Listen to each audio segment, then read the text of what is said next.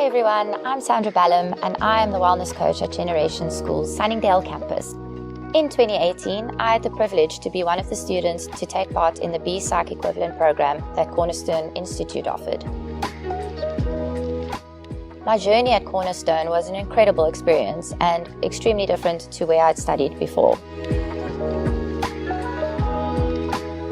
As students, we were able to engage as a class and really interact with one another on a personal level. I feel this is extremely important when it comes to studying psychology. We had amazing lecturers who were knowledgeable and extremely supportive throughout the whole process. While studying at Cornerstone, I'm able to expand my knowledge while pursuing my career.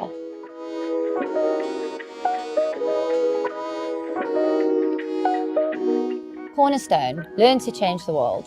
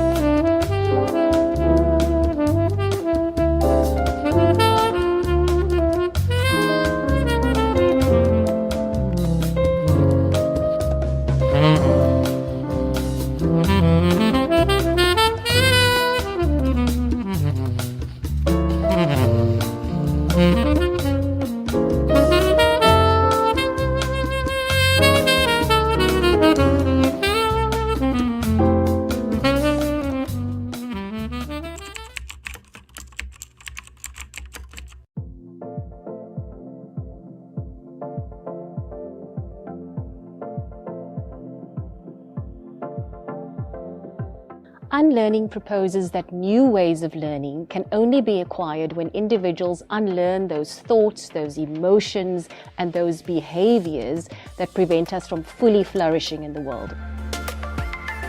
2 weeks into this course, my heart already knew that my entire viewpoint on humanity was going to change. During the years that I've worked with Taryn, she has assisted me in seeing the potential as an individual, and the course has changed my life for the better. I am the person that I am today because of the course that I enrolled for. I've been lecturing the content for 7 years, and every year I am in awe of students who share how the content has transformed them both academically and personally. I believe that the world right now is in desperate need of an education that equips individuals with both academic and personal development skills. Before this course happened, I used to hate people from the bottom of my soul. But after this course, for the first time in my life, I can say that I no longer hate people. I can finally say that I no longer see people for their circumstances, but rather for who they are as people and who they can become. The things that I learned in my early childhood about who I was not and who I was supposed to be. However, the course showed me the true identity of myself. It showed me that it was okay to be vulnerable. It showed me that it was okay to heal. And throughout the course, I have grown tremendously. And the Unlearning course does that. I realized that the content was so powerfully transformative that it would be irresponsible, that it would be selfish for me not to share it with the world. Unlearning is really a course that I've been lecturing for 7 years, but I've made it bigger, I've made it better, and I'm excited to incorporate the performing arts. I do not believe that unlearning needs to be clinical and boring. We can also make unlearning entertaining and fun. To anyone that would want to enroll in this course, it will not only benefit you academically, but also individually. It will assist you in presenting yourself as the true individual that you are, but it will also assist you in healing and journeying the life process. This course was the missing puzzle piece that I needed in my journey of self-transformation and self-discovery. And most of all, this course taught me how to unlearn this toxic behavior and how to choose happiness and positivity in the present and to stop worrying about tomorrow. The gift of this course is that it is universally applicable to any personal and professional context.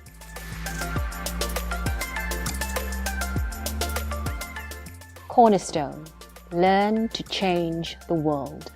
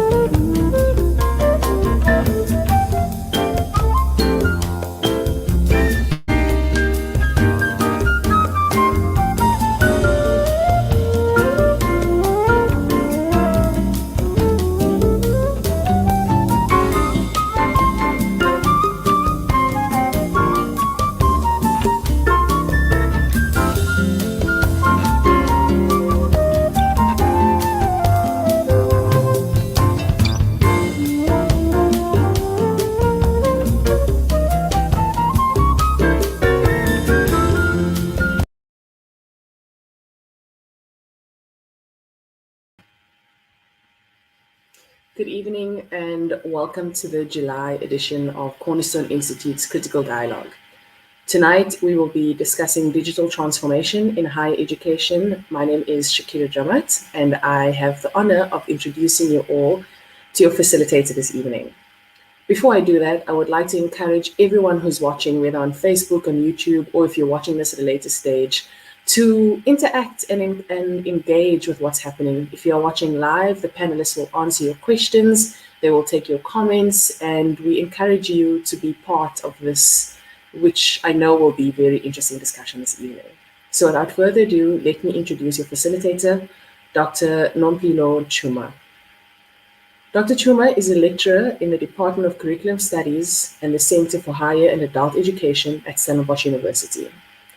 She has been working with educational technology since 2005 as a researcher and both in student and staff development. Dr. Chuma holds a PhD from Rhodes University, which focused on understanding the agency of academics as they integrate educational technology and quietly resist a range of constraining structural forces.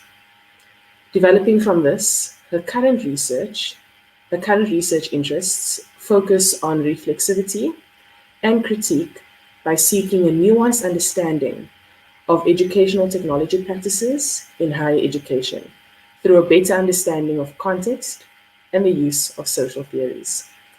So without any further ado, let me welcome Dr. Nompilo Chuma to the virtual stage with me. Dr. Chuma, are you there? Hello, good evening. Hello, how are you? I'm well, thank you. Thank you so much for being here with us this evening.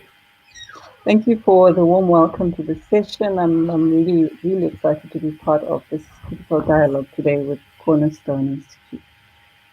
Cool. So I will now remove myself and I'll hand over to you. Okay, perfect. Thank you. Okay, thank you, Shakira. And I would like to welcome all of you to our session today. Our topic of discussion today is digital transformation in higher education.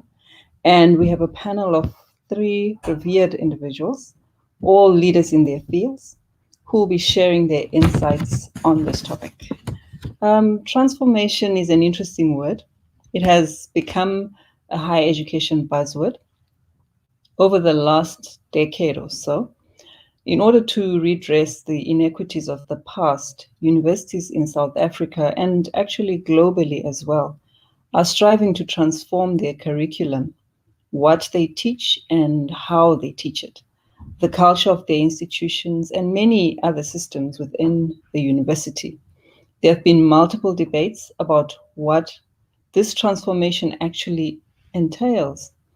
What exactly is it that is being transformed? And is anyone actually benefiting from this transformation? With the speed of technological developments and the fourth industrial revolution upon us, these transformation debates now include our topic for today, digital transformation, which is what we'll be discussing. What is it exactly? And how is digital transformation playing out within our higher education institutions in South Africa? What of the people using the technologies? Are they benefiting from this transformation? Are they the ones being transformed? Without wasting much time, let's get into our session for today. We have 3 panelists, as I have mentioned to you, and each of them is going to take a few minutes to just give us a little bit of insight in terms of their understanding of digital transformation in higher education based on who they are and the kind of work that they do. And then after that, I'm going to pose some questions for them and then open it up to the comments that will be posted from our live feed. Okay, first up, we have Robert Matiwa. Robert Matiwa is an IT manager at Cornerstone Institute. He's a software developer, an IT content writer, an IT content assessor, a project manager, and an IT content moderator of courseware in the higher education sector. His experience spans 10 years in tertiary education as a software developer, a lecturer, a facilitator, and moderator, with more than half of these as a content developer. So he's developed content for quite a range of different organizations, including the Computer Training Institute, the Midrand Graduate Institute, and the Cape Innovative Technology Initiative. So I'll hand over to Robert at this time and just ask him to give us a little bit of his introduction. Thank you.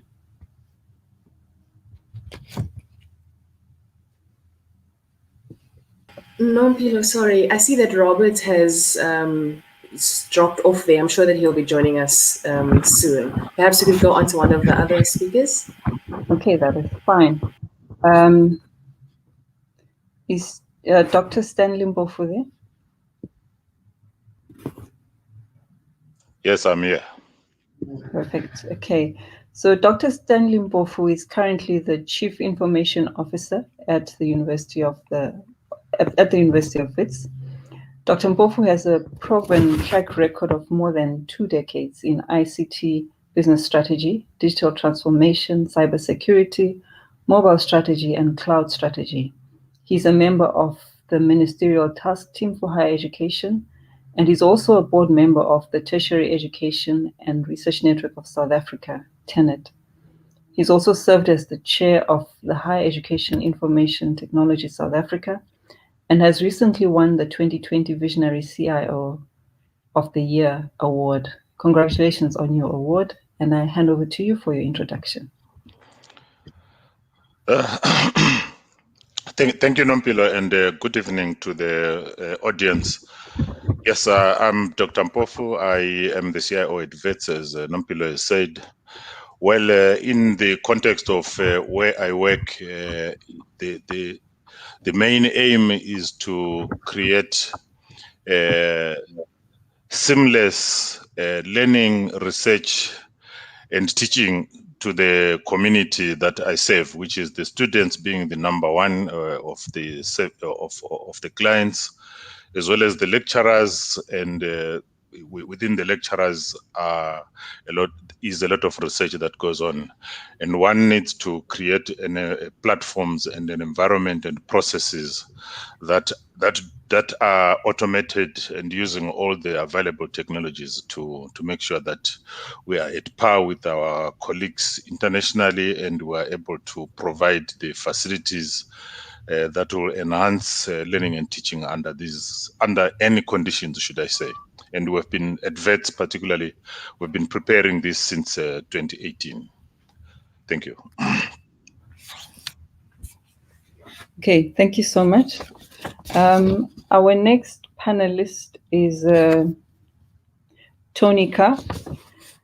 Tony Carr is a senior lecturer in the Center for Innovation in Learning and Teaching at the University of Cape Town.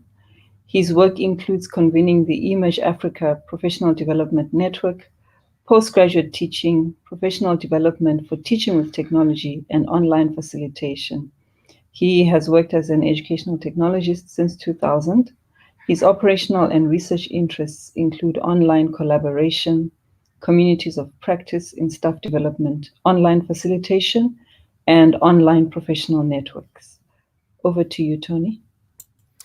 Thank you very much, Nompilo. And it's great to be here at this Cornerstone Critical Dialogue.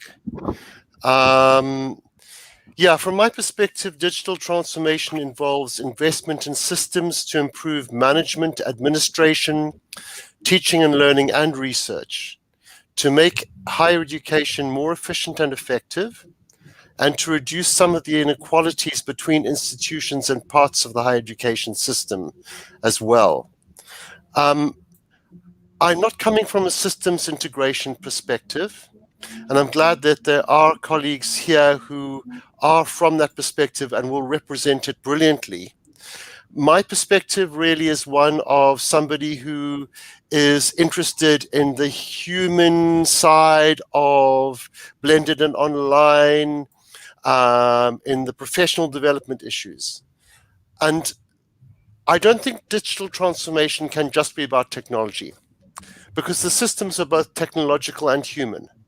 So it requires a significant investment in the development of the capabilities of staff and students, and may require some rethinking and revisiting in relation to purposes, practice, and systems of education. I think that when it comes to staff capacity, institutions need a range of ways of involving staff in professional development, given that time is such an issue. One example very close to my heart is that teaching in blended and online courses is very different to teaching in old school face-to-face courses. And online facilitation is one of the core skills here. Another example is the need to support the development of digital literacies by students as part of their broader set of academic literacies. At another level, human investment also involves growth in our capacity to work and learn together in teams and communities of practice and communities of inquiry. Thank you, Nompilo. Thank you so much, Tony, for your human perspective. I wonder if Robert is online now.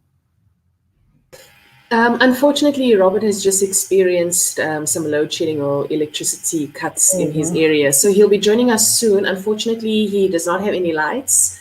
So it will only be from a voice perspective, but he will be with us soon. Perhaps we could continue with the discussion, and as soon as he joins, we can welcome him in. Okay, thank you. That's fine. All right, carrying on. As I mentioned in my introduction, there have been numerous calls over the last 5 years for the transformation of South African higher education. Do you see this digital transformation that we're talking about as part of this broader transformation in higher education? I'll give it to Tony first, and then I'll come to you, Stanley. Unmuting. Yeah. Okay, thank you. Well, I don't think there's an obvious answer here, because it depends how these things are done. It also depends on how we think about transformation. We can think about transformation in relation to the inclusiveness of the system and who's represented and who's visible and who has voice in the system. And I think that's absolutely crucial. And we can also think about transformation in many other ways as well, including the nature and the quality of the education, which is linked to the first one as well. Okay, there may be a strong link between digital transformation and transformation in the other ways that we talk about transformation in higher education. If we see digital transformation in the broadest possible sense, if it results in improvements in the success rates of Black students in particular, if it opens more opportunities for participation in research projects and routes to move between being a student and being a university employee, researcher, lecturer, etc., if it results in better preparation of students for a highly digitized world, this will also assist the transition from being a student to being a full-time employee within the sector. Thanks. Okay, thank you so much for your insight. Clearly, from your view, it has a lot to do with the nature and quality of what that transformation actually is. So what is it that is being transformed and who is benefiting from that transformation? Thank you so much for your response. Stanley? Thank you, Nompilo. The answer I would respond by saying yes, because when you have a digital transformation, let's say from a perspective of a CIO, one is looking at what do you create to facilitate a platform in which digitalization takes place. And in this case, you look at, for example, the online learning and teaching. But when you look at that, you also look at it with its other elements that form part of the ICT ecosystem. Things like cloud hosting, things like cybersecurity, things like mobile applications. Why do we put all these things in place in an ecosystem? Is to create an environment in which students are given a platform that equalizes them in the context of, it doesn't matter where they come from, but they have an opportunity to be equal in the terms of the access that they are given, the opportunity that they are given. Because if you look at it from a point of a student, I have had the opportunity, fortunately, to actually speak to a variety of students in my university. And it is very clear that no matter what poverty level, for example, a student belongs, but once they are given an opportunity that they get the data, they get the access, and they've got maybe the right devices. We obviously had to purchase devices for some of the students. You create an environment in which they enjoy learning in the same way as a student coming from a well-off family. But the other aspect of all of this is, does the system, or rather, is the system ready to to accommodate the changes, because you can look at students with what they want and the modernization that they're looking at, but you also want to look at the system itself. Do your labs have the kind of gadgets that the students are used to? For example, students now are used to using tablets and phones, smartphones, and you do not want them to come into a lab only to find some desktop, which is quite some archaic instrument for them. The other part is the lecturers, the professors that are teaching. Are they also aligned to the changes? But fortunately, I think in the case of what happened in the last year, I think it facilitated quite a challenge that as a CIO, it would have been very, very difficult to convince people to change and realize where the world is going in terms of the new methods of learning and teaching. And perhaps the presence of COVID assisted us to get to a stage where digital transformation is actually accelerated. Thank you. Thank you so much for your response. It seems you are agreeing with Tony at some level. The fact that there needs to be access for the students and opportunities as well. So that inclusiveness that you are talking about, but you are also bringing in elements of, it's not just the technology, but it's also institutional investment in students and in the technology. So can the system actually contain the changes that need to take place in terms of this transformation? Okay, so both of you have already alluded to, in your answers, you've already alluded to my next question, which is, what is your vision for digital transformation in South Africa? I don't know if you have anything to add to that, because you have in your first response actually spoken quite a bit about what you see as what transformation, digital transformation really is. Stanley, do you have anything to add? Yes, thank you, Rampilo. One of the aspects of making sure this digital transformation is effective and it helps everybody who is involved is to perhaps create some coordinated efforts, particularly partnerships between, say, government and the private sector.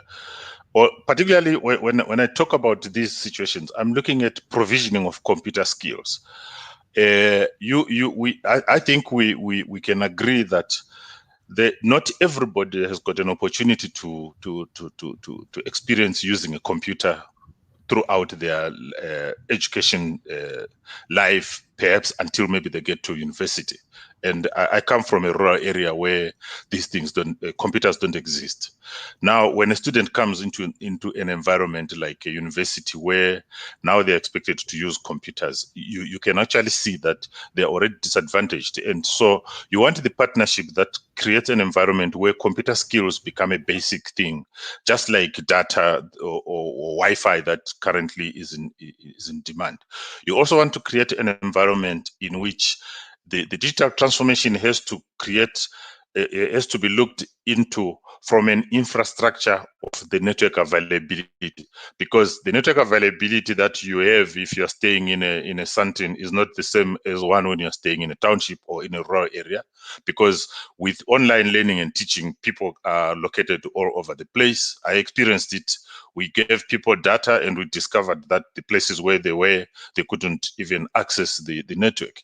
And the other part which also compounds the whole scenario is the fact that the data is not really affordable across the education system. And one has to go through some ridiculous negotiations sometimes to convince the mobile network operators to actually come on board. So you want these things to be a little bit set up right at the top at government level, so that there's a common understanding throughout the whole system that these things need to be put in place so that digital transformation can actually be effective and be realized accordingly. Thank you. Okay, so there are quite a few systemic challenges which make this difficult, but we'll look at that also a little bit later. Thank you for sharing your vision, Stanley. Tony? Yeah, I don't have a lot to add, but I was just thinking really that given that we're talking about systemic challenges and systemic change, we're talking about the institution engaging at an inter-university level and engaging in dialogue and collaboration across the sector. But we're also talking potentially about organizational change issues and cohesion issues within the institution, because particularly with institutions that haven't done a lot of digital transformation in the past, if you start to go down that road, it brings changes which need to be understood by other people in the same institution at leadership level across different parts of the institution. And there need to be alliances and coalitions to bring the different parts of the institution on board to make it work. And I'm thinking about a university that I've been engaged with, which is at a relatively early stage of its transformation, but they've done superb work to bring all the stakeholders on board and to make sure that there is a shared vision and understanding. I'll leave it there. Okay, thank you so much. It's interesting how, I don't know if you guys discussed before. No, I know you didn't, but of course. But it's interesting that you're bringing in some really key aspects, some really important aspects. So it doesn't actually matter what vision we have in terms of digital transformation. If we don't have the infrastructure, then it's not going to work. If we don't have communication, if we don't have partnerships, and systemic change right up from government through industry into the institutions, then it will be difficult to actually accomplish that digital transformation. My next question is, are there any indicators which show that higher education in South Africa, or higher education institutions rather, are working towards this vision? Tony, you've already mentioned an institution that you are working with closely. Is this a general feeling across the institutions that you are aware of, or is it just that particular institution because of the kind of dialogue and partnerships that they have? Tony? Okay. Look, my sense is that most South African higher education institutions, particularly the universities, have been on this path of digital transformation for a long time. In some cases, we're talking even back to the 80s and 90s. But it's taken different forms, and digital transformation means something different now than technology integration, and the university did in those earlier eras.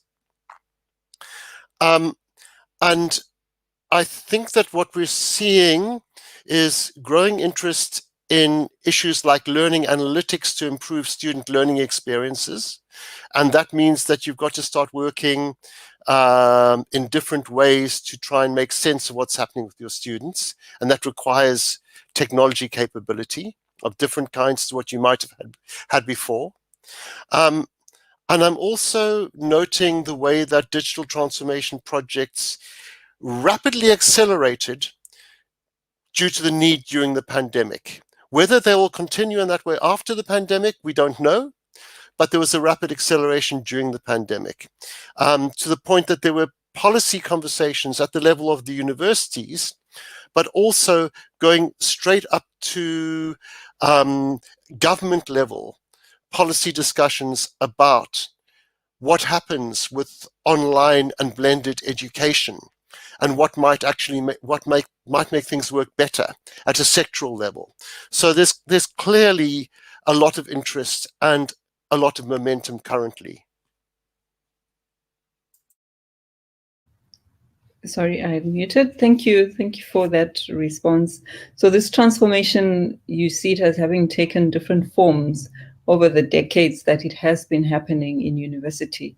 And even the language that is used to describe that transformation, it may not have been called that at that time, has shifted over the years. And so many different aspects have been adopted over the years. You mentioned learning analytics now, and policy discussions and so on, which are coming into the picture, which show that there are some indicators that this transformation has gained a foothold in higher education in South Africa. Thank you so much for sharing that. Stanley, what indicators do you see from your side, from your perspective?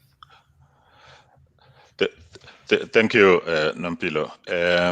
If you, from a perspective of, say, CIOs or the directors, executive directors of institutions in ICT, we are very much coordinated, particularly if I talk about the 26 public universities.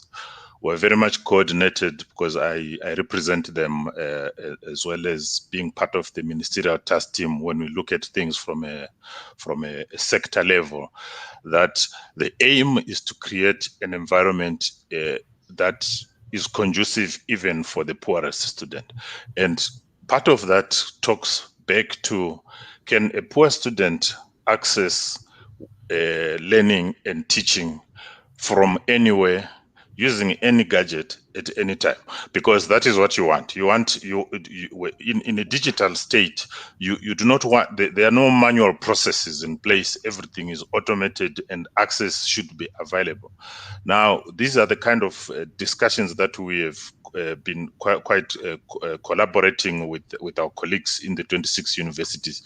Recently, we are also trying to reach out to the TVET colleges and the community colleges, so that at the end we create an environment at a sector level where access to technology and availability of the network becomes something that is basic. And like now, and unfortunately, so you will find that the mobile network operators will obviously prefer a situation where they talk to individual universities and try and get deals separately. But we have noticed that, and since last year we've put together strategies such that we are negotiating with them at a sector level, and from a university, from the 26 universities, we then take it up and represent it at a DHET level, which helps to a little bit contain particularly the costs and create an environment in which the issues of online education and the entire ecosystem that you want to put across is made available and easily accessible to the poorest students. Thank you. Thank you. Thank you so much for that and for enlightening us in terms of this coordinated effort among all of the 26 universities in the country, and how that is actually saving costs in terms of network and so on. And as you highlight, there are also, of course, still concerns and challenges. And really the need is to make sure that all students, we don't want to say many students or most students. The thing is that all students need to have the access in order to be able to learn, and particularly during the time that we are living in now. So there shouldn't be any discrimination. Everyone needs to be included in this. Okay. My next question, I think, is related to, you've already highlighted some of the challenges. And I'll start with you, Stanley. What do you see as challenges in the higher education sector that are hindering this digital transformation? And I know you've already alluded to some of those. Would you like to add? Yes, I think I spoke about computer literacy. I spoke about affordability of both devices and data, the conducive environment. I think when we talk about conducive environments, from a student point of view, you are looking at, even if you were to make the environment digital, does a student who has a home that does not that is not conducive for learning, what do you do with that kind of a student? Because they may not necessarily, you may give them the platforms, but the environment at home may not be that conducive. And these are some of the things that maybe at a university or at a system level, people then must have to create environments that are conducive for these kind of students, whether it's the residents, the ability to use the residents and not just give residents to everybody. And also one needs to look at it from a availability of the telecommunication infrastructure. And because I'm typically a rural boy, I'm thinking, how do you make that available to someone in a township? How do you make that available to someone in a rural area? Because in the times of online learning and hybrid kind of learning and teaching, a student, for convenience, may actually find that it's appropriate for them to be maybe in a rural setting or in a township. You want these kind of things to be available, particularly on when it comes to access. But you also want to make sure that at a government level, there's some coordination that exists, such that you do not have parts that do not know what the next part is doing, and make sure that there's quite some good coordination. Because what I see now is the universities, for example, the 26 universities are coordinated. I'm certain. I live there and I eat there. But when you look at the other part of the sector, we are not really connected with them. It be TVET colleges, it be community colleges, it be high schools. We're not connected at all. And these are the kind of things that, even if you had the money to put all platforms that you want to create to make digital transformation function, but you also need that level of coordination to be existing. Thank you. Thank you so much. The challenges that you actually highlight are not specific to the institutions. It's external factors which are difficult for the institutions to control. But I'd like to hand over to Tony to respond before I make an additional comment. Thanks, Tony. Thank you, Nompilo. And Stanley, I really hear your comments about the issues of unequal access and the huge problems that they present, because it's one thing to get the technology and the Wi-Fi networks working inside our campuses, but it's something entirely different given the wide range of places within which people live and try to get access. And there's a way in which the pandemic really focused our attention on all of those inequities and those challenges. And I think one of the problems with digital transformation goes beyond just the pandemic. It is that the experience of the pandemic for education has in many cases been so traumatic and so disruptive that there are a lot of people in higher education who would want to return to how things were pre-pandemic. And this might affect the appetite for digital transformation. I'm also thinking that it's a bit easier to get into digital transformation in some ways and to get systems installed if you haven't been in the game for a long time. So if you don't have an LMS, learning management system, it doesn't take you that long to get going with your first LMS. If you already have a learning management system, like, whatever it is, whether it's Canvas or Sakai or Moodle, you're invested. And you've got a lot of people who are invested in keeping it going, and they've got courses on the system. And between the time that you actually start thinking, maybe we need to change our system, and the time that you've actually got your new system running well, and you're ready to start phasing out the old system, you're talking several years here. It could be 4 years or more between those two events. Thinking you need the new system and phasing out the old system completely. Yeah. And then, of course, you've got this ongoing challenge, which I'm sure the CIOs and the people involved in the IT divisions are very used to, that vendors come with big claims for what their systems can do. And you always have to go, can they really do this? Are their systems really as effective and as usable as they say they are? But that's kind of probably bread and butter stuff for IT people. I'm done. Yeah. Thank you. Thank you so much, Tony, promising us pies in the sky. We've heard many of those promises. But thank you so much for both of you for highlighting these challenges. There's an interesting comment in the stream which says that I think a government representative should be a part of a discussion of this nature. And it would be interesting to actually know which part of government, because as Stanley has highlighted, there are so many different arms to coordinate. It's not just higher education. And if we were to bring someone in from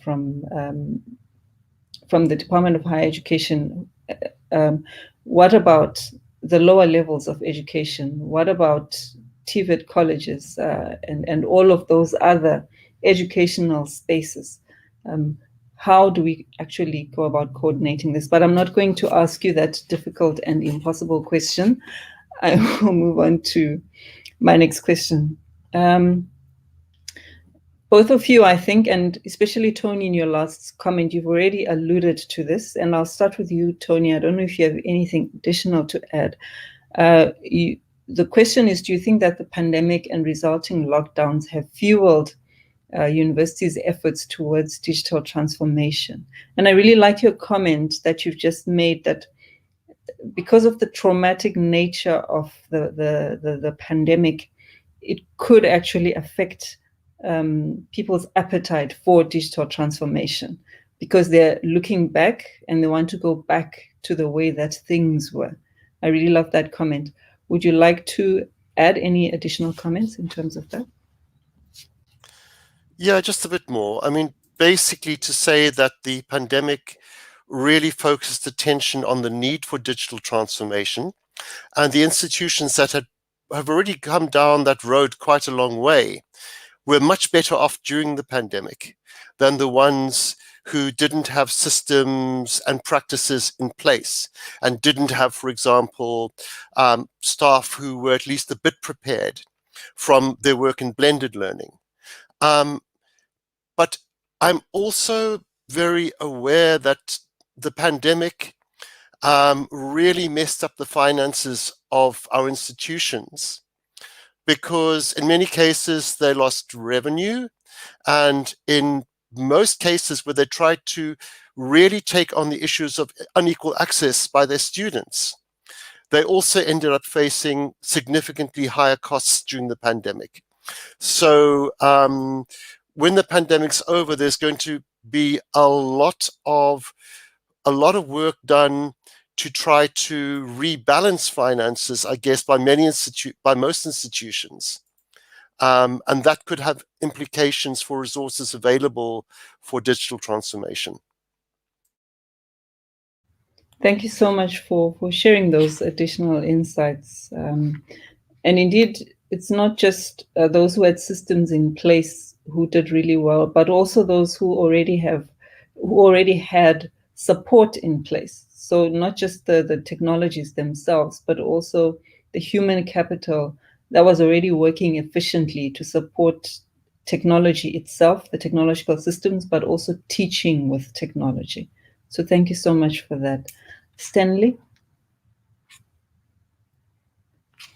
Thank you. I think it is true that the pandemic actually created a little bit of speed in which digital transformation had to happen, because if you in the normal, should we say, 2 years ago, when there wasn't a pandemic, we had to go. You had to follow long-winded methods and processes for implementing, and compounding that would be issues around change management. And you needed change management to get buy-in from the lecturers. You wanted buy-in from the students. But well, came the lockdown level 5. When it was declared, then everybody realized that issues of change management are not going to, that the lockdown itself just became a change management driver itself, and everybody realized there was no other way but to go through and provide the environment that was required for online to happen, for example. And to give an example, in my case, I had to, well, I'm using, we rolled out Canvas now, but I had to roll out to move Sakai from premise onto cloud, and I had to do that within a month. And I can tell you, in normal circumstances, it would have possibly taken about 3 months to do that. But people had to work day and night to actually make that happen, because the instruction was by the 18th of, I think it was 18th of April, lessons must continue. So you must make sure this is in place. And I said, well, if you want this in place, you give me the relevant support and funding, and we managed to do that. But the fortunate thing for my situation, for example, was due to the experiences that I had been exposed to, I was very familiar with the online learning and teaching happening in other parts of the world. So by 2018, I'd already motivated for smart classrooms. By the time COVID, the lockdown happened, we already had established 3 classrooms, which we call smart classrooms, which allow online learning and teaching from remote places. But like Tony said, if a university did not give support, or rather maybe the structure of the university was such that there was no maybe capacity in the ICT space, there was no funding, for example, to do some of the things that you had to do to make, for example, buying laptops. We sent students away. We realized, but these students need devices. We had to buy those devices. We had to, and it at a time which was very, very difficult actually to get devices. And we had to arrange with the post office to send the devices to the students, and far away in the country, all over Eastern Cape, you can think of places from Joburg, very far away. And all of these things, if there wasn't support, it wasn't going to work. But the good thing that was brought by this was it accelerated the processes that we normally take a long time to do, the change management that sometimes is so painful, particularly for us in ICT. You see, we work in ICT, so change is something that we are used to. It happens literally every day of our lives. But for people who are lecturers, for example, they've been doing things for and very successfully so for certain number of years, and to ask them to change is not something. It's not a walk in the park. But well, when the COVID happened, I think we took advantage of the situation and the support that was given, and we had to make sure that the online environment that was required had to be in place, and we didn't go through tedious processes nor painful, excruciating change management that one has to go through most times when you are rolling out a program. But one of the things that I want to highlight here is the approach that I've used, for example, personally at VET, is I collaborate with the academics. I don't go and do, in every project that I execute, there are academics, there's a representation from every faculty, including research and the support services. So it makes life easy in that all the decisions that we do, they are not just technical ICT decisions. They are literally academic decisions, which are enabled by the stuff that we put together. Thank you. Thank you so much, Stanley, for sharing your insights and your experience. I mean, you gave an example of what Tony spoke about when institutions are actually changing from one system to another. And you had to do that over a very, very limited period of time. So it's not just the changing, it's also the training of the people who are going to be using it and so on. And it can't have been easy. I can't imagine that it was something that was easy. And to make matters worse, people were not in the university anymore because it was level 5 lockdown. But anyway, well done for managing that process so well. Okay, my next question is related to okay, let me move to this question because I'd really love to draw on some of the questions that are coming up in the comments. So I'll skip one of the ones that I'd sent to you earlier on. What is your response to arguments that we should actually not be striving for digital transformation at the moment, because there are other more pressing issues that are worthy of our financial investments. Like people need food and people need shelter, and some of our students are struggling with basic needs while they're at the university, excuse me, or while they're at home, for that matter, learning and working from home. Shouldn't we be focusing on that rather? What is your response to that argument? Sorry, Stanley, can you go first? Okay, thank you. I think as a person in ICT, I would want to put a statement that says, unfortunately, technological developments are not going to wait for us to address basic needs. It is a fact that technology is going to continue advancing. And the unfortunate thing with technology is that if you join at a later stage when it has advanced so significantly, it's more costly to actually join at that juncture. So technology is not going to wait. I do appreciate, and I know very well, I know because of my background, that when you are when you are lacking basic needs, it's a very difficult situation. But unfortunately, technology is not just driven by, say, third world countries. It's actually driven by needs, particularly of developed countries. And as you can see, when they move on and a company tells you that, look, we are no longer we are only providing a service on cloud. What are you going to do if you were thinking of putting infrastructure on your premise? Then you can realize that some of these things, in as much as you may want to say, well, let me look at the basic things, you also need to be cognizant of the impact it will have down the line. You spoke about students. Well, sometimes you may find that because I did a calculation with some of the students who said, look, I want to find out how much does it cost you on a day to travel from Soweto to Vets, back, and everything else put together. And we discovered that, well, it is as good as having an uncapped data of about 800 or so with Vodacom, which means these things are, you can find other alternatives. You have to be innovative and not be sort of dogmatic to some ways of doing things. And once you are innovative, you can allow a situation whereby, in as much as you may not be at pace with the developed world in terms of technology, but you're not so disadvantaged such that by the time you want to catch up, it's so expensive for the university. And I'm aware that universities had to go out and buy data for students and pay and buy laptops for students, and it messed up the finances. I know that very well.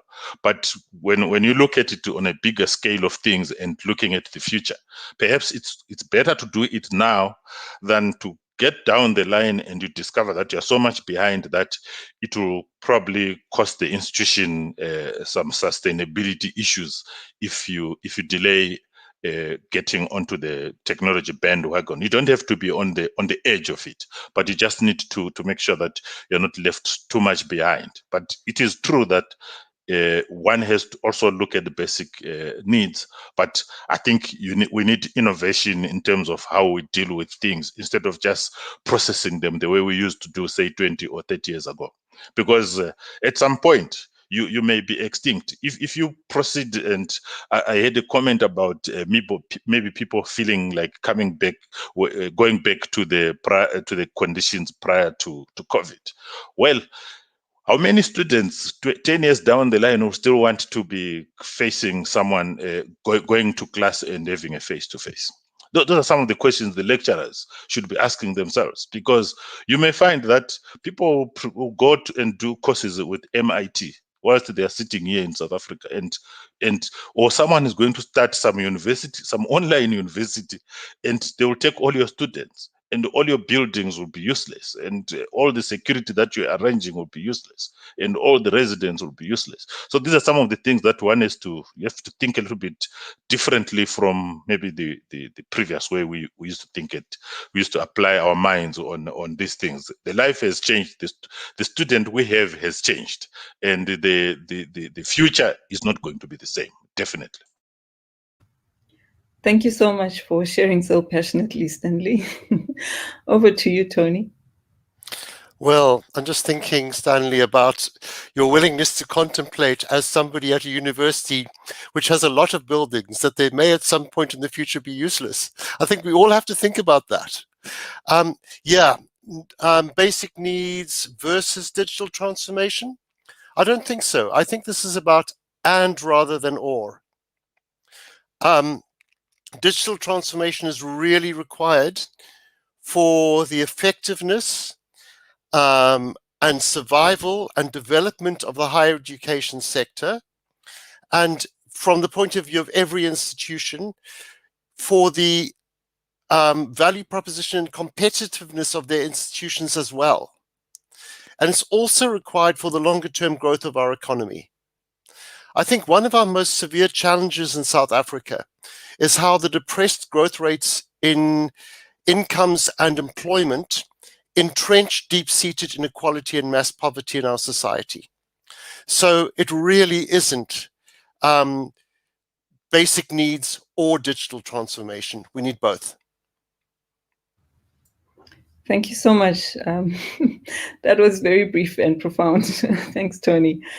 So you both bring out some really interesting aspects, and the question that we really need to ask ourselves is, what are we training our students for? I hate the word training, but what are they in university for exactly?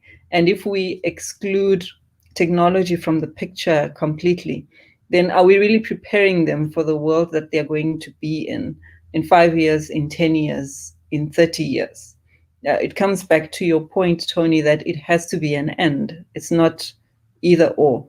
And as Stanley also alluded to, technology actually helps us to deal with those basic needs, because I personally believe, I don't know if I'm allowed to contribute as a facilitator, but anyway, I personally believe that when students come into university and they're coming from these very diverse contexts and environments, they are bringing such rich knowledge into the university, which will actually help us to develop better technologies to address those very same basic needs.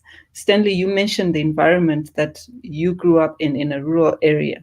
You are the one who's best placed to actually come up with technologies or suggest innovations which will help with the issues that are there. But if we're not helping students in terms of exposing them to the digital transformation, then we're actually robbing them of a different kind of future, because the world is changing as we are moving along. Okay, my last question, and then I'll move on to the questions that are in the comments.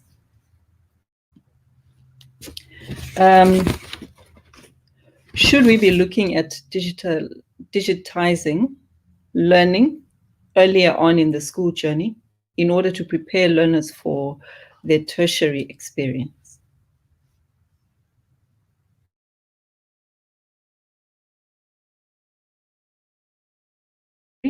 Tony, I will ask you to go first. Right, just doing a copy and paste in my crib notes here. Look, this presents as the same kind of question. The dire state of many of our schools versus digital transformation and digitizing. And I don't think it is entirely an or again. I think that we need to take account of the high levels of inequality within the school sector, where many schools lack the most basic facilities. Many schools lack even a basic library, as well as access to computers for their learners. And I know that there are many people in the audience who have experience of school sector, and may be able to say something about the kinds of issues around pedagogies used in schools, and the kinds of struggles that many school teachers are facing, which also need attention. That said, it's important that learners in their time at school do get to have some engagement with technology and start to develop some literacies, and it's more than we can use a word processor or we can find a website. It needs to be more than that. I'll leave it at that. Thank you so much. Thank you, Stanley. Thank you. I think I mentioned quite a lot before. So in essence, I believe 100% that these things should be done, but in an integrated manner within the technology, in provisioning of technology throughout the entire sector. Because you don't want a situation, where students suddenly discover that they need, in order for them to learn or to do certain tasks, they must use computers, and it possibly is their first time to use these gadgets. I think it's important to recognize that there must be some relationship that starts right at the bottom, from primary school, high school, and then tertiary education, with maybe specific standard technologies that by the time someone gets to university, for example, they are familiar with the basic things that they need to know. But I'm also aware that not every school out there has got the privilege of having these kind of things. I've personally I did to adopt one high school because my aim was, of course, I got some people to try and support me, because I want that high school to have students from grade 10 to 12, for example, having the ability to use a computer, so that by the time they get to varsity, it doesn't become a challenge, particularly looking at the future now and the way of learning that is going to happen. But all these things need a little bit of coordination right at the top by government to realize that they need to create these things. Instead of having money for maybe some of the luxuries that they have, they actually provide a platform at every school and create an environment in which these things are available, so that then it becomes coordinated and integrated across the system. Unfortunately, now it's bits and pieces all over the place, and it cannot function cordially the way it is currently now. And as long as it is not integrated and no one actually sees it from a bird's point of view and look at it and say, these are the things that you need to put together for this puzzle to be complete. And currently the pieces are all over the place, and unfortunately, until that is done, it's going to be a big challenge. But otherwise, the wish is, yes, 100%, it has to be integrated from preschool right up to university level. Thank you. Thank you so much for both of your responses. I'm looking at the comments now, and I see Oscar Pluter's comment, the very first one, who's talking about access to technology and data being a challenge for many South Africans. And the question that he poses there is, I think, what you have both responded to. I don't know if you have anything to add. He says, the gap between the rich and poor is certainly an area of concern in my view. How do we narrow the gap between those who have access to technology and those who don't, if we're taking the current political and economic climate into consideration? So it's about narrowing the gap and how we approach that. And Stanley, I know you've spoken over and over again about the importance of coordination within the system and partnership between the different levels. I don't know if either of you have got anything to add to this. Stanley, I'll start with you. Yes, I think what Oscar is saying is real and practical out there. But I think if you look at it, most institutions have had to try and minimize the gap by, for example, buying laptops for those students. I mean, obviously the section within the university that deals with students will determine which students, or the faculties will determine which students needs to be assisted and would buy laptops for them. But in terms of giving data, literally every student was given the same opportunity. In other words, those unless they offered not to be given data, otherwise all the students had the opportunity. And giving them data and buying them laptops in my opinion, is a way, not necessarily that it makes them exactly equal, but it covers a gap in which at least those students that would not have had the opportunity to purchase their own devices and data are covered.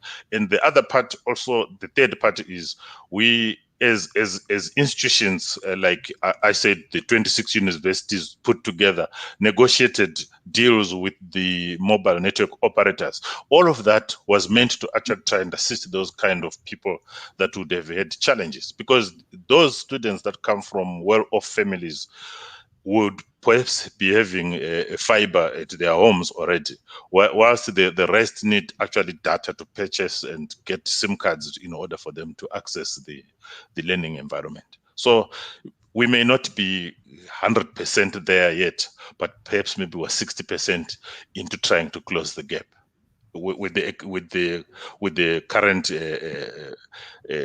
activities and tasks that have been undertaken to try and assist those students. Thank you so much for your response, Stanley. It seems, I mean, and you've given us several examples during your responses to my questions. It seems that the universities, as a unit or as a sector, are actually doing what they can in order to assist in terms of narrowing this gap. Tony, I don't know if you have anything to add to this. Yeah, briefly. What I'm thinking is that the context that we're discussing is a pandemic context right now, where the universities mobilized resources, if they had resources, to assist students with issues of access, whether it was buying them laptops or buying and loaning them laptops, or whether it was providing data, various other means. In some cases, even sending, hard copy of things to students. But what I'm interested in is what happens after the pandemic, because this pandemic is not going to last forever. Will that kind of attitude towards supporting student access continue?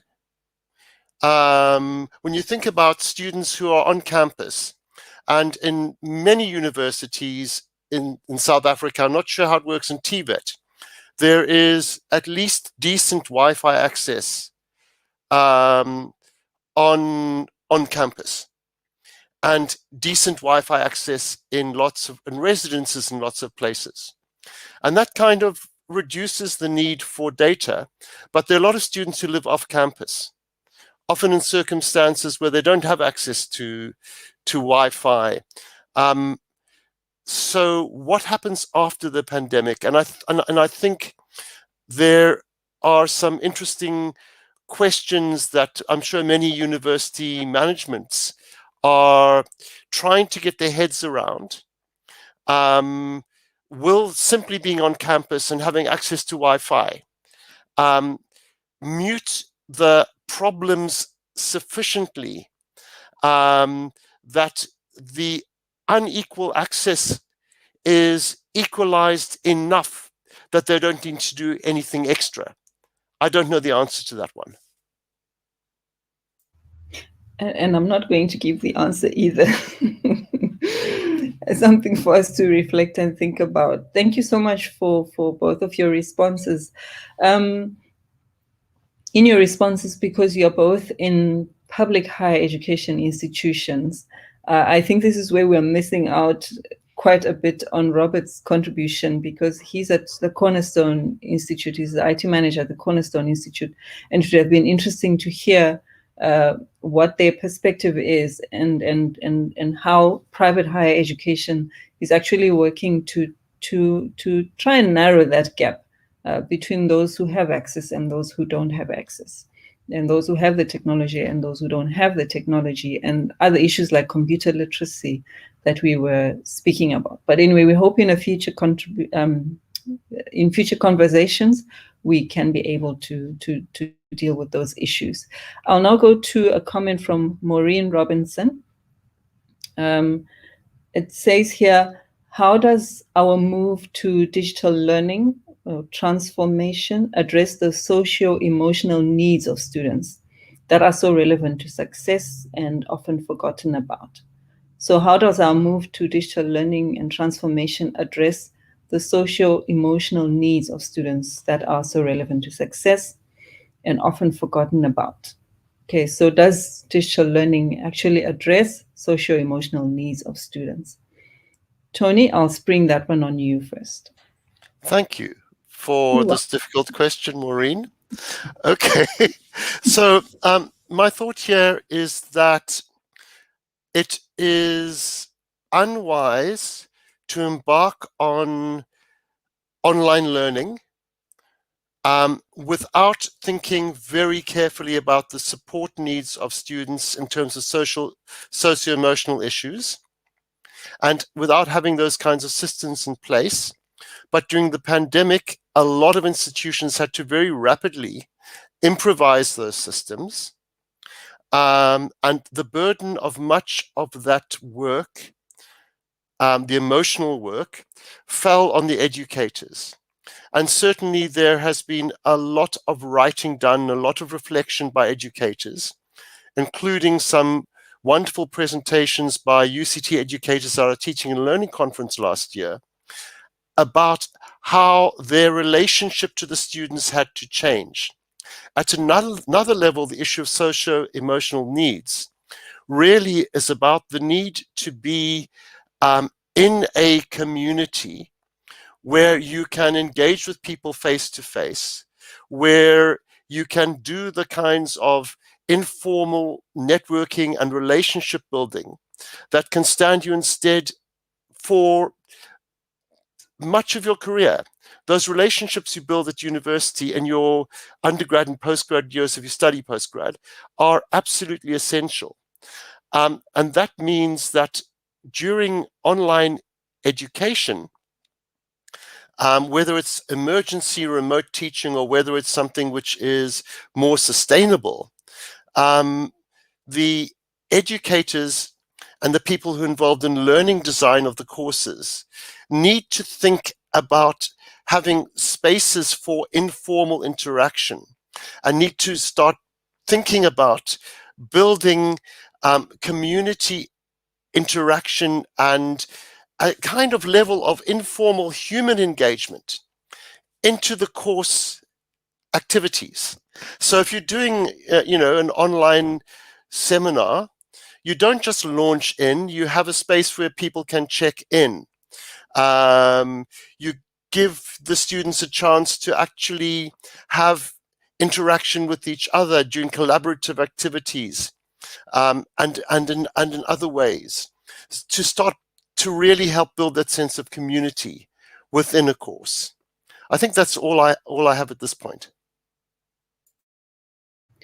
Thank you so much, Tony, for your contribution. Stanley, my apologies. I didn't realize you had a comment on the previous question. You can just go ahead with that comment first and then give us your response in terms of digital. You are muted. You're muted right now. Sorry, what were we talking about on the previous question? I can't remember now. We were talking about closing the gap.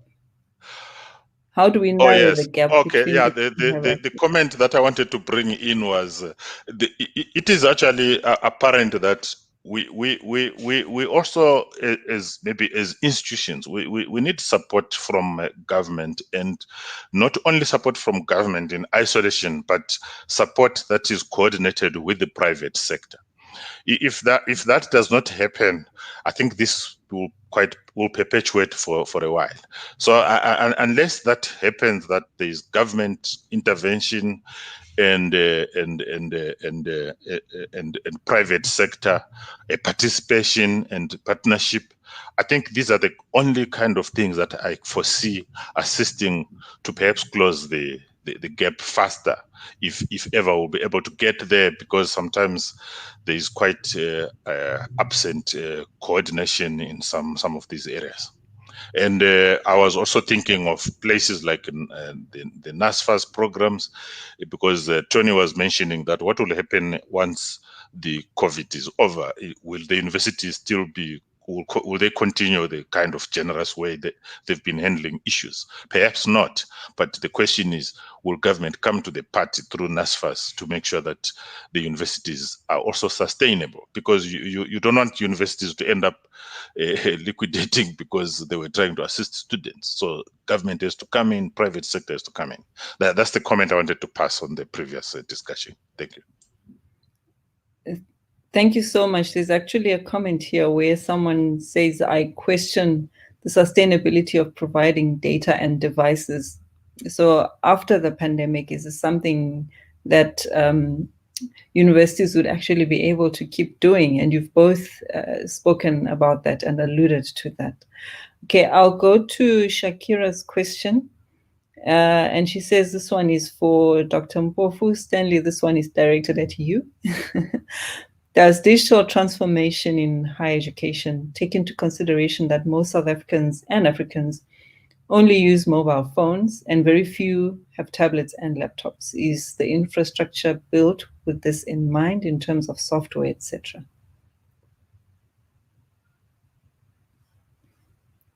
Yes. Okay, sorry. Yes, thank you for the question. Does digital consider that most South Africans use mobile phones? Yes, I think we like I said, it's very important when you work in the modern era of ICT that before you start, unlike in the 90s or 80s where IT people were seen as like little gods of some kind.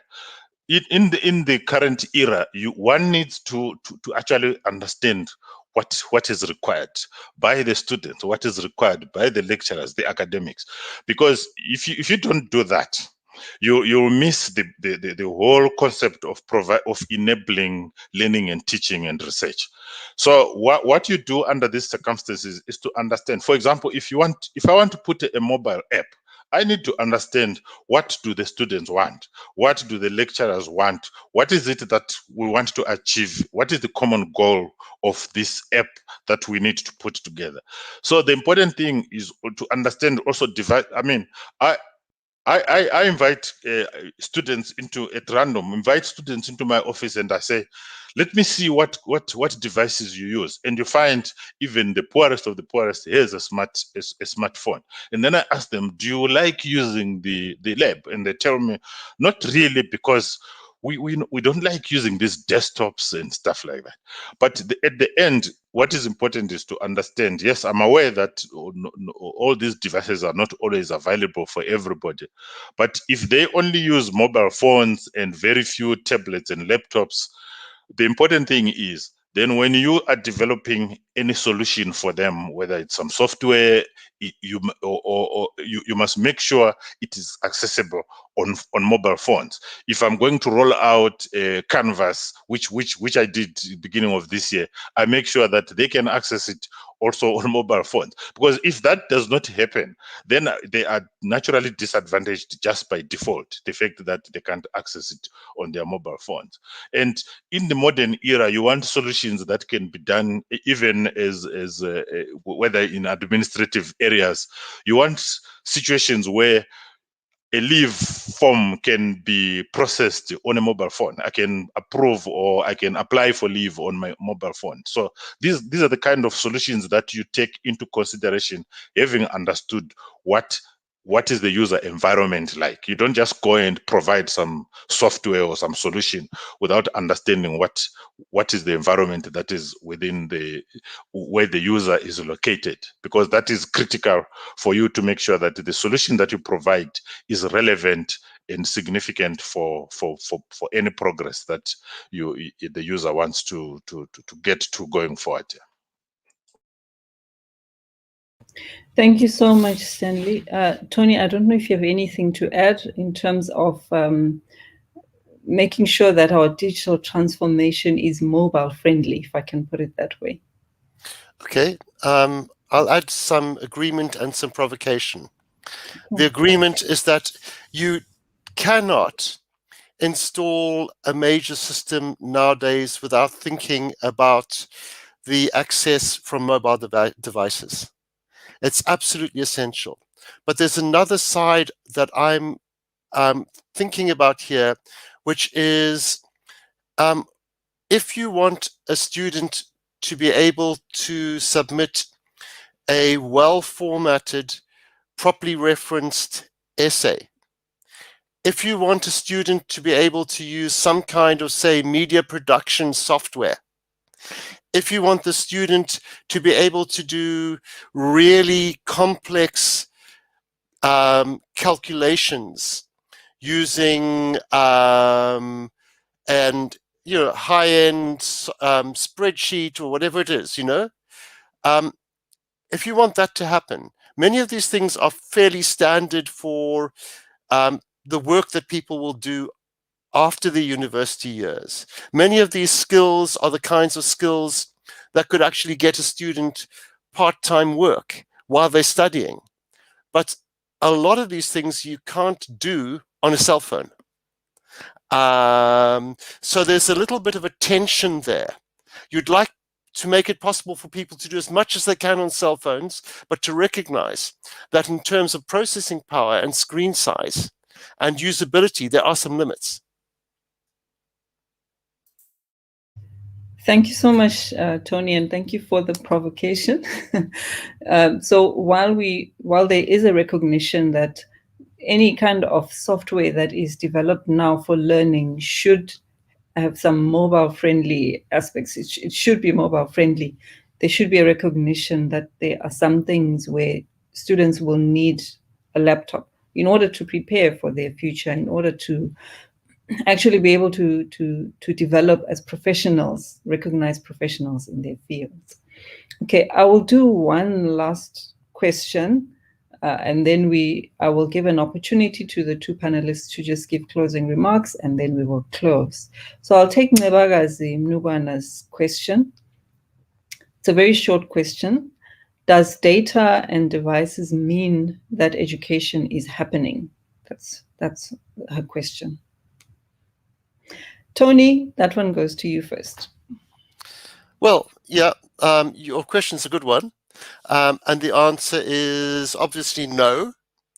It could be it's an indication that some activity is happening, but it doesn't necessarily mean the activity is learning. So the design of the courses and the effective teaching of the courses and engagement of the students is a much more useful indicator that learning is happening than just the existence of devices in student hands and the fact that data is being used. But if you're talking about a system that involves blended with a lot of online, or as we've seen in this pandemic,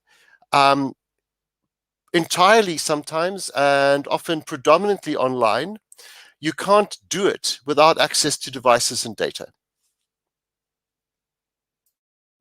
Thank you so much.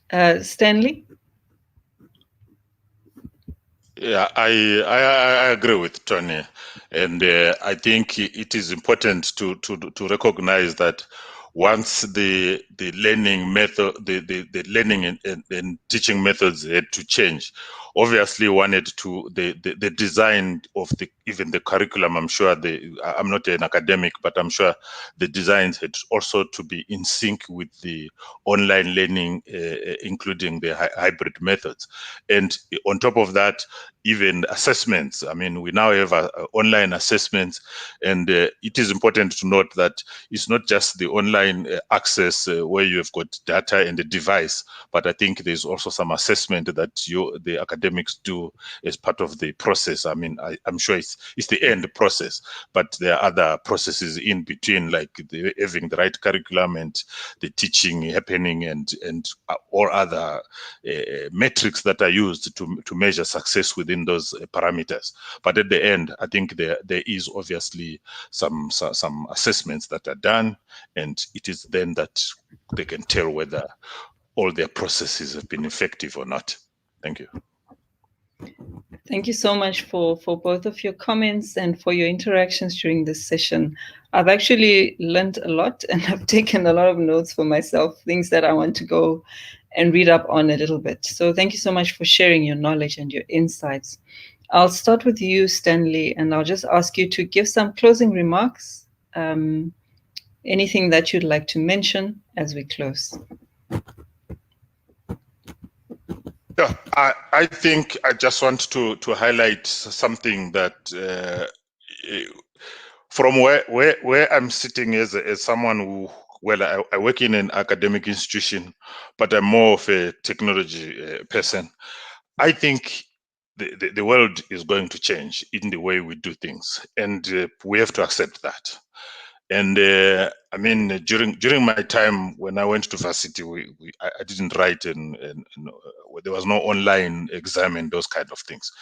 So you can see that things have changed, and I think we just need to prepare our mindsets, all of us, the community, ourselves who are in the academic space, the government, the private sector, and realize that we all need to put our heads together and in an integrated manner create an environment that is good for the future, uh, for learning and teaching that is going to happen in future. Because 10 years from now, it's not going to be the same. And I think we have to accept that. And I'm hoping that everybody will come onto the party and contribute so that the country is successful and the development of the country is paramount. And without an education system that is functional, we will not go anywhere. Thank you. Thank you so much, Stanley. Tony, any closing remarks? Yes, Nompilo, I want to say thank you very much for those very searching questions that you asked. I think if we put our responses together and did a little bit more firming up on it, we could probably put a paper together, all of us. Good idea. And it really pointed to the multifaceted nature of digital transformation, that we need to think about things at a very systemic level, at the level of the whole country, and all of the issues of inequality in the society and the way that those filter through to the university sector, and the need to think about systemic solutions to systemic problems. And I really appreciate the kind of input that Stanley made about this need for cooperation and coordination between the university sector, state sector, and private sector, to think systemically at different levels of the education system. And also something about the ways in which the digital and the human are absolutely interwoven with each other, and are likely to be woven even more inextricably as we move into a future where we're seriously thinking about applications of AI in education, particularly given that if we're talking AI and fourth industrial revolution, our economy really hasn't fully experienced even the third industrial revolution yet. And thank you also to the members of the audience for the deep comments and questions that you've been asking, which provoked a lot more conversation. That's me.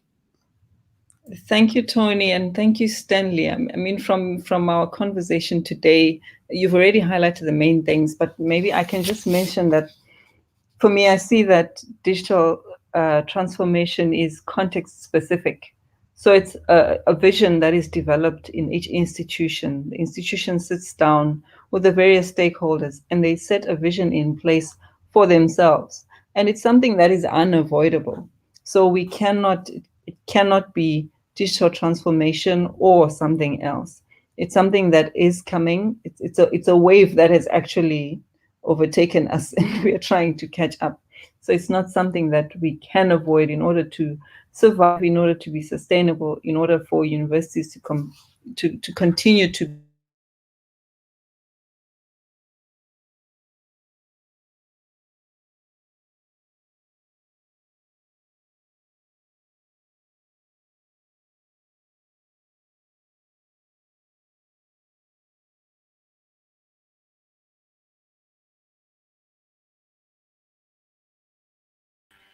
I think that Nompilo's connection must have broken up there for a second. So I think we'll round off the session, and I just would like to say thank you so much to all our panelists and to Dr. Chuma, who unfortunately is frozen on the screen right now, for being here, and to the audience members for taking part so engagingly. It's really appreciated. Our next critical dialogue will take place at 12 o'clock on the 5th of August, where we'll be talking about gender-based violence in South Africa. And with that, thank you so much. Thank you so much, Tony. Thank you so much, Stanley, Dr. Mpofu. It's much appreciated. Your contributions were really great. Thank you, and I hope that everyone has a wonderful evening.